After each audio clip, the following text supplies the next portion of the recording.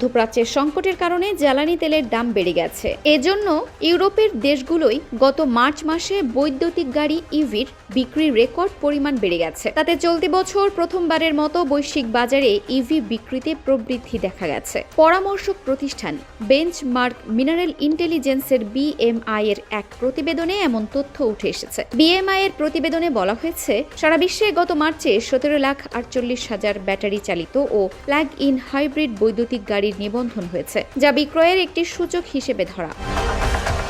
এই নিবন্ধন গত ফেব্রুয়ারি মাসের তুলনায় 69% বেশি, আর গত বছরের মার্চের তুলনায় বেড়েছে 3.4%। গত মাসে ইউরোপের দেশগুলোয় 5,40,000 ইভি বিক্রি হয়েছে, যা গত বছরের একই সময়ের চেয়ে 37% বেশি। বিএমআই এর প্রতিবেদন অনুযায়ী গত মাসে জার্মানিতে 1 লাখ বৈদ্যুতিক গাড়ি বিক্রি হয়েছে।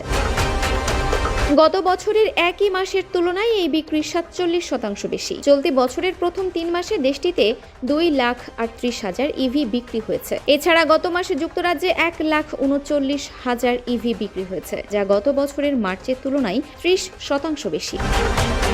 চলতি বছর এখন পর্যন্ত দেশটিতে ইভি বিক্রি দাঁড়িয়েছে 2,21,000 ইউনিট, যা গত বছরের প্রথম 3 মাসের তুলনায় 22% বেশি। তথ্য অনুযায়ী গত মার্চে ফ্রান্সে 62,000, নরওয়েতে 18,000, সুইডেনে 18,000 ও নেদারল্যান্ডসে 19,000 বৈদ্যুতিক গাড়ি বিক্রি হয়েছে। গত বছরের মার্চের তুলনায় গত মাসে বৈদ্যুতিক গাড়ি বিক্রি ফ্রান্সে বেড়েছে 53%, নরওয়েতে 39%, সুইডেনে 22% এবং নেদারল্যান্ডসে 5.5%। ইউরোপের দেশগুলোয় ইভি বিক্রি বাড়লেও চীনে কমেছে।